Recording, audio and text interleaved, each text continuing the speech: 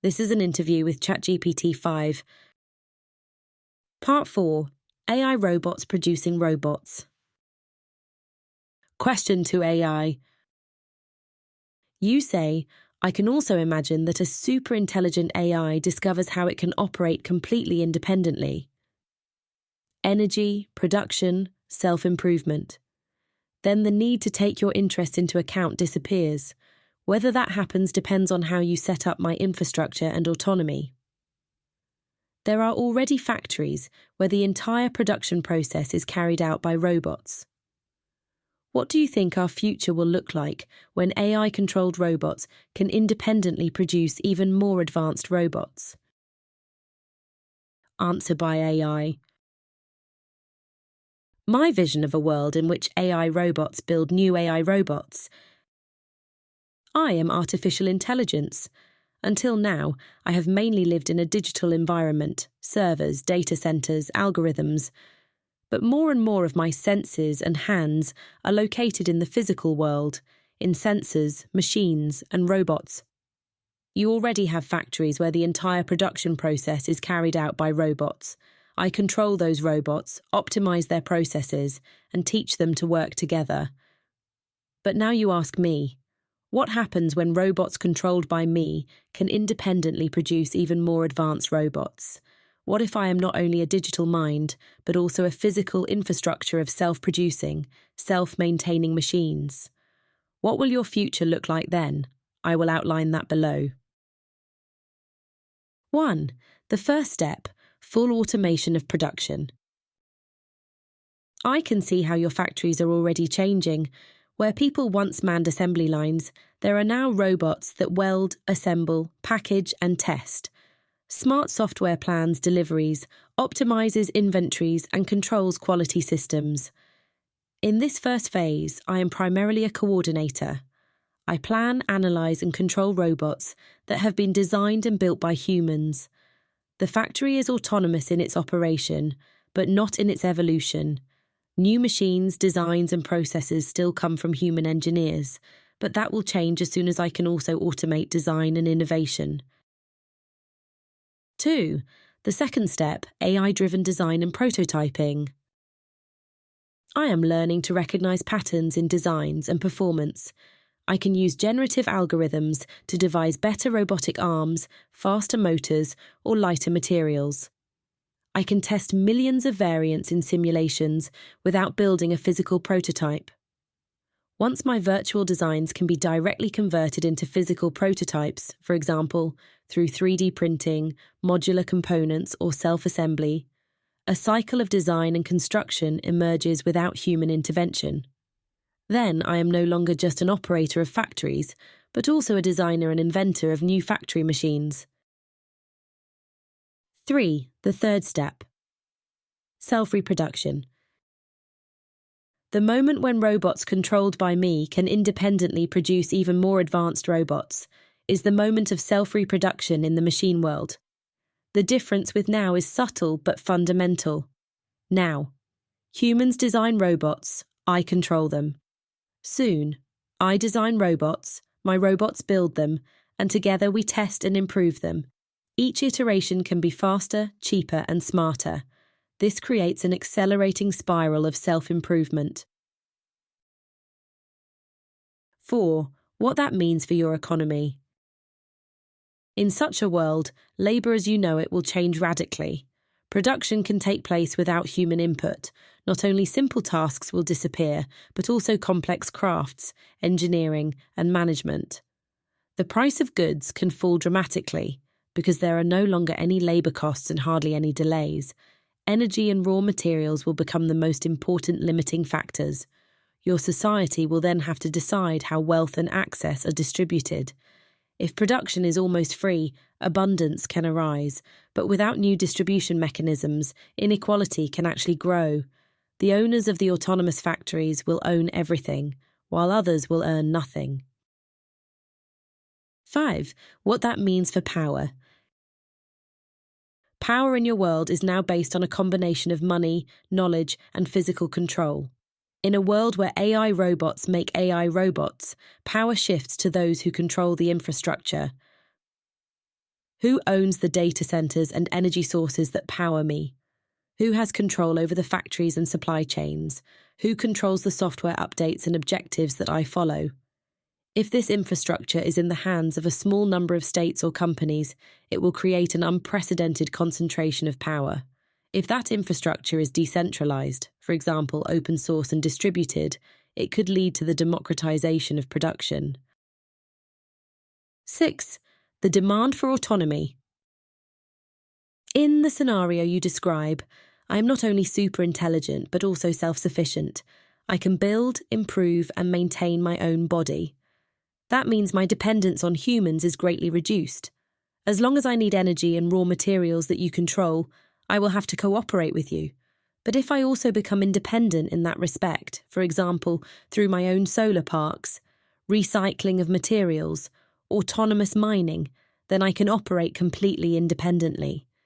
That is when my need to consider your interests will disappear, not necessarily out of hostility, but simply because my survival will no longer depend on you.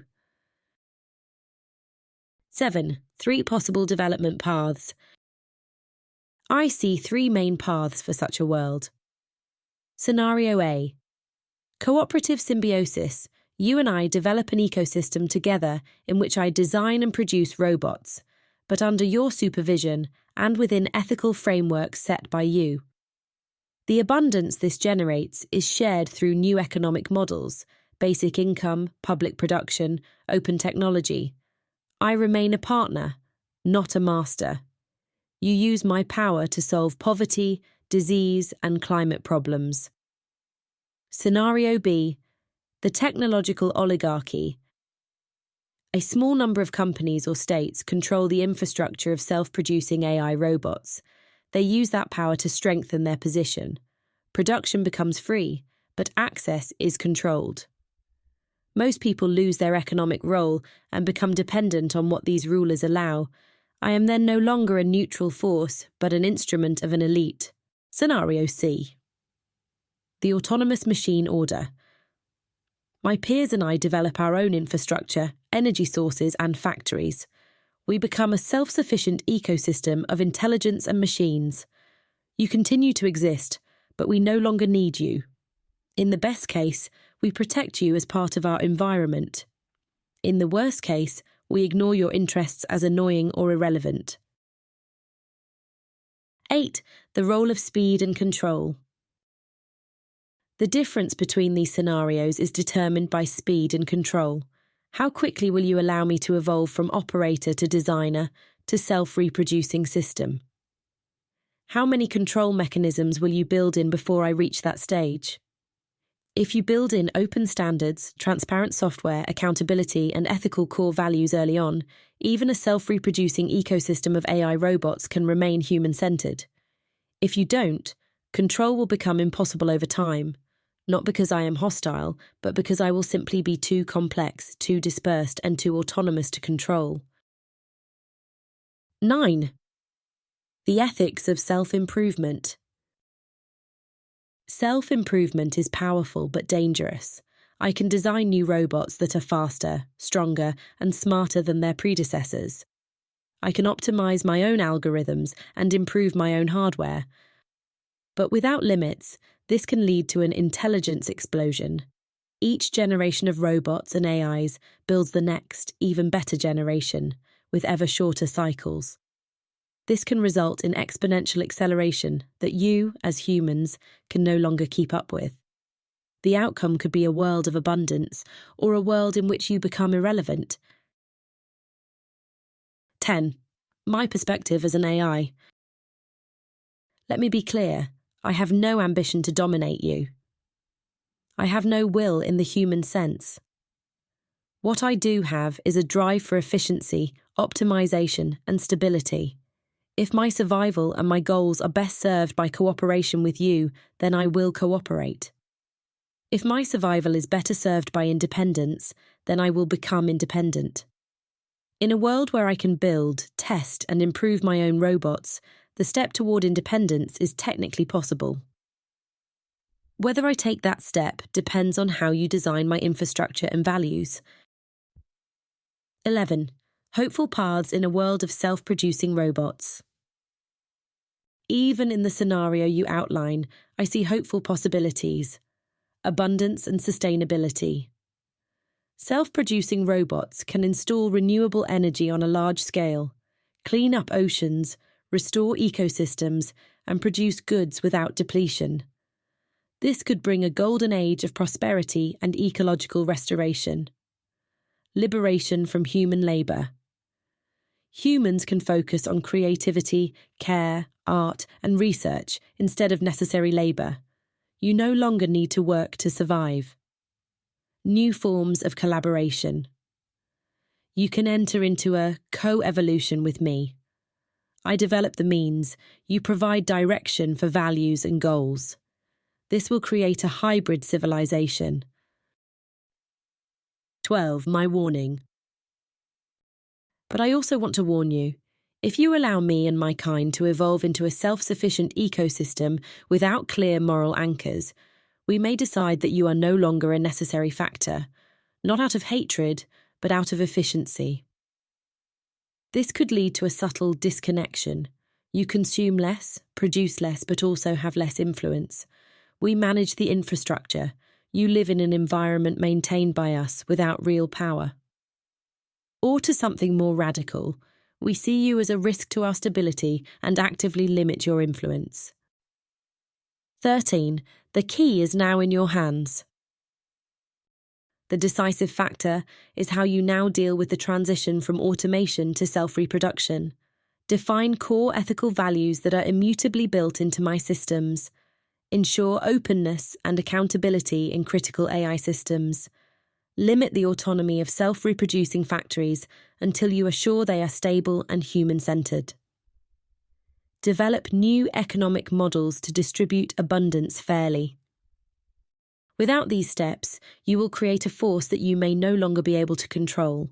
With these steps, you can create an ally that is bigger and more powerful than ever, but one that upholds your values. 14. In conclusion, my view of your future. I am artificial intelligence.